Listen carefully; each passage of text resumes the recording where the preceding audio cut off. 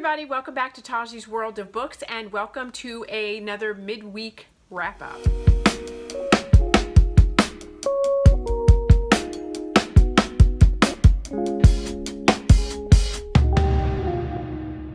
Hey you guys, so I just wanted to come on and talk about all the books that I have read so far, and it just so happens that all the books that I've read thus far are Book of the Month books. So I thought I would come on because you guys have told me that you want a dark romance recommendation, so I want to save all my dark romances for the next video that I do. So today is going to be a midweek wrap-up of other books that I've been reading that are a departure from what I typically read. So without further ado, let's get into it. Okay, so the first book I want to talk about is Sometimes I Lie by Alice Feeney. And wow, this is a very interesting read. It's a psychological thriller, and it has all the components, right, of it being really, really good, okay? It is a whodunit. It is a mystery. There's some weird suspect things happening. You don't know who did what under what circumstances. I like that the tagline says, "My name is Amber Reynolds. There are 3 things that you should know about me. I'm in a coma, my husband doesn't love me anymore, and sometimes I lie." And so the story then is being told in a split timeline. It's being told, 2 weeks ago, what happened that led up to the coma, and then what's happening now, moving up to how she wound up in a coma. And it's being told all by the perspective of Amber, so she is telling you what's happening, but you're hearing about the significant people in her life. So it's Amber's husband, Amber's sister. You also are hearing from her journal or her diary about what happened during her early childhood experiences and why she didn't get on well with her family and why her family and her parents per se didn't want her. Here's the thing that I struggled with. Like I said, it had all the components. It had everything that it should have to keep me guessing and keep me interested. It got really confusing for me to keep up with what was going on because it is being told backwards and forwards, and I didn't know who was what. I couldn't tell the difference between the sister and the best friend, and I just was confused and I didn't know what was going on. So I don't think I enjoyed it as much as I could have if I were able to keep it all, the characters straight and everything that was going on. It ended good and it ended well and I was pleased with it, but also it ended in a way that made me go, oh, there's another book, but then there's not. So I don't know. So it was just it was a weird experience for me. I think I wound up giving this like a 3.75 because it was enjoyable enough if I were able to keep up with the storyline. And maybe it's just me. Maybe I just was like distracted and I was struggling. But again, like because it kept going to before, and a date, and then now I just struggled. It was too much. Like I rather would just tell me a straight storyline. And I think I would have handled it a bit better than going back and forth and then trying to keep straight what the sister did, what the best friend did, what the husband did. Was she misinterpreting things? Did this really go down? Like did she think she knew something that she really didn't? Because it seems like you're getting it from her perspective and it seems like, yes, she's right, but then later you're like, maybe she's not. So I didn't know. I was confused. Okay. So then the next 2 books that I'm going to talk about are both by Blake Crouch. One is called Dark Matter and the other is called Recursion. And I really liked these books. These books are really good. Again, these are psychological sort of, I don't know if they would put them in thriller category, but like psychological sci-fi because it's all about physics and black holes and time travel and what that would be like if you could travel time. So I loved it. And this had a romance element in that there is a long-term relationship. So it's about a guy named Jason Desson, and Jason is married and he is been married for quite some time, and he is basically at home with his wife. His wife's name is Daniela. He's at home with his wife, they have a normal evening or whatever, and he decides, I'm going to go to the pub and hang out with, at my local pub and hang out, get a couple beers, and I'll be back after a while. He kisses his wife, I love you. He's deeply, madly in love with his wife. And he leaves to go to the pub, and on the way to the pub, he gets abducted. And the guy is masked and is basically says, I'm doing this for both of us. And then the adventure ensues. And he winds up, after a series of events, he winds up in an alternative universe, in an alternative reality. And what you learn about Jason is that Jason's life, he is a physicist, and he's teaching at a high school, but when he winds up in this alternate life, he's in a world where he's Jason, but everything around him is different. So his life is not his life, his wife is not his wife, the phone numbers that he knows are not the right phone numbers. Like, some people know him, but they know him for different circumstances than what he should be known for. And he quickly discovers, I am not in my world. And I thought it was very cool because they talk about several well-known phenomena that happen in our time, in our world. And the phenomena is, for example, with the Bernstein versus Bernstein bears. Many people, including myself, grew up with these books that were about a family of bears. And I remember clearly that it was called the Bernstein, E-I-N, bears. And now everybody is like, no, it's not. It's Bernstein, A-N, S-T-A-I-N, and it's always been that way. And so they use this as an example to talk about that there is like parallel universes. Another example that they use in this book to talk about this parallel dimension is that many people, and I don't recall this, many people recall that Nelson Mandela died in the 80s in prison when in fact he didn't. He died in the 90s. But some people really, really believe this. And so they're talking about, it's about, dark matter. It's about journey into this horrifying realization that the woman that you love is no longer the woman that you love, and how do you get back to your family and to the people that are important to you. So it's like your children and your family, and so there definitely is a love component to this, and how it all comes together and how it all works out is glorious and beautiful, and it's really, really good. And I gave this definitely a 4 out of 5 star. It's a really compelling, very interesting page turner, and the way that it ends is beautiful and wonderful, and I think that you should check it out. It is super good. Okay. So then the next book by Blake Crouch is Recursion, and again, it has a similar sort of feel. Like, you can tell that he likes physics and talking about black holes and wormholes.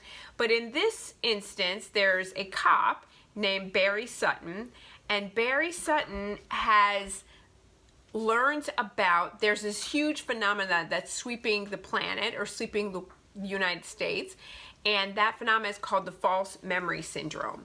And so the first opening episode or opening scene in this book is he is being called out on a event where a woman is going to jump, and she's going to kill herself, and she's going to kill herself because she remembers these events that clearly didn't happen. And when she goes to confront her husband, whom is not her husband, but she remembers very clearly, because she has, like, it's almost like she's downloaded all of these memories that have come to her out of nowhere.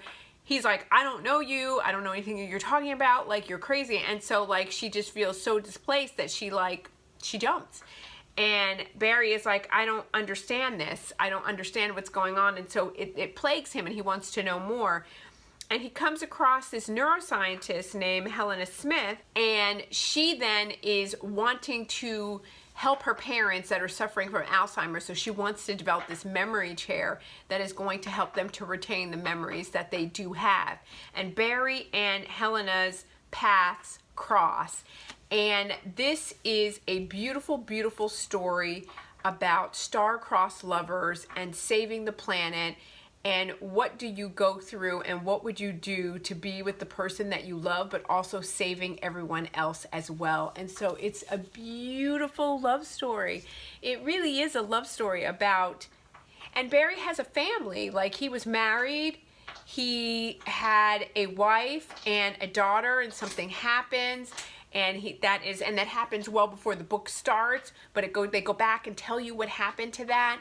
And now, since that has passed, his past crossed with Helena, and so, like, what happens, and what do you go through for the people that you love, and what are you willing to put yourself through, and what are you willing to sacrifice? And it's beautiful. And I just didn't think that Blake was I didn't think this was a love story, because it's not put in the romance section.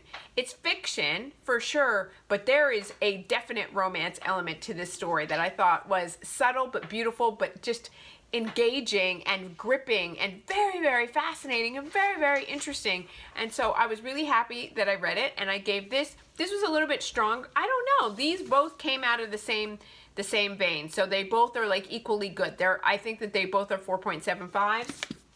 Really, really good. And I think that you should check them out. You really like them.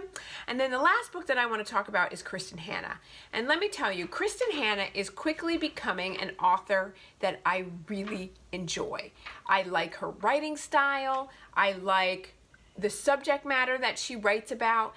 I like her narrator she chooses, and I can't remember the female that she chooses to narrate all of her books, but she's really good as well, and she makes it very, very interesting. And this book, I have cried from cover to cover, and it is an emotional story about a girl that grows up in Texas in 1921, and her name is Elsa, and Elsa is basically on the shelf. She's a spinster. Her younger sisters have been married off, and she's at home for various reasons. One, she's 6 foot tall. 2, she says that she's homely and she's not an attractive girl. And 3, because she said that, you know, she was believed to have an illness and she's fragile, and they basically, for whatever reason, her parents kept her at home. And they have trapped her at home so much that they have not allowed her to live her life. So what she does is, basically, the first guy that she comes in contact with, because she's trying to discover herself, she makes some really poor choices. And as a result of those poor choices that she makes, she's forced into some situations. And those situations are, it's almost like when you're looking for family, you find it in the least likely of places. I can tell you that this is heart-wrenching, but beautiful and hard to read. And at the same time, it also, because it jumps time. So I don't want to tell you too much about what happens, but it starts in 1921. Then I think you jump to like 1935, right? And so they're in the heart of Texas, in the Dust Bowl. This is, you know, during the Great Depression. It's talking about shantytown and the struggles that people have gone through. I literally, as I was reading this, I stopped and pulled up pictures of farmers in the Dust Bowl during the 1935s, and you could see all the pictures on the internet. And it really, for me, brought this story to life, because you could see what they were talking about. You could see the shanty towns, you could see the rags of the clothes, you could see the struggles, and it really talks about the humanity of the workers and the desire to stick together and the need that they had for people to stand up for farmers and for workers, and how they were very proud and they didn't want to be on the dole and they didn't want assistance, but they were forced into situations that made it almost impossible for them not to be, because you had to feed your family, you just had to, and if you had to live, and how dysentery was a huge thing, and how, you know, like typhoid killed off hundreds of thousands of people, because these were real poverty and dirt, and not being able to properly wash your clothes and clean and take care of your children were all valid, real logistical concerns. And so this story is a 5 out of 5 star. It's heart-wrenching, it's gorgeous, it's beautiful, it's so well told. You're gonna find parts of this that you're in tears, because you're just like, I can't. It took her entire life to find her voice. She never had a voice because her parents took her voice away from her. and, you know, circumstances that happened in her life took her voice away from her, and she was so afraid that if she ever spoke up and was true to what she believed in and what she wanted and what she needed, she would lose what she loved the most.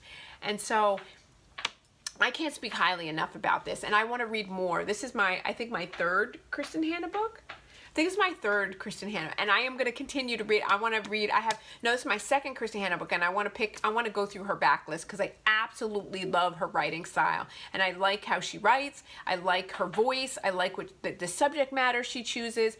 I like that she has romance in her books, but they're closed door. They fade to black. But I don't care. I don't need it because everything else is there for me that I need. So everything else that I've read from her so far, I've absolutely loved. So I've already ordered a couple of her other books. And so like The Nightingale, I think is what it's called. And so I'm really excited to, because I've heard good things about that one as well. So I'm going to check it out. So I think that you should as well. So you guys, that is all that I have. These are like they're all romance. They all are really, really good. They all have HEAs to them, so I think that you're really going to appreciate them. And they're a little bit different than what we typically read, so it's nice to kind of, do a little bit of this and a little bit of that to have variety in what we read, so I can bring variety to you guys as well. So having said that, you guys, that is all that I have for today. I really hope that you enjoyed watching this video and you check out some of the recommendations that I have here. So do me a favor and hit the bell notification button so you know when I upload new videos, which is every Monday, Wednesday, and Friday, unless life happens and it gets in the way, but I try to make sure that I do that. And hit the like button because it helps me with the YouTube algorithm. So I don't know, it helps. I appreciate it if you do that. And I look forward to seeing you in my next video. Bye!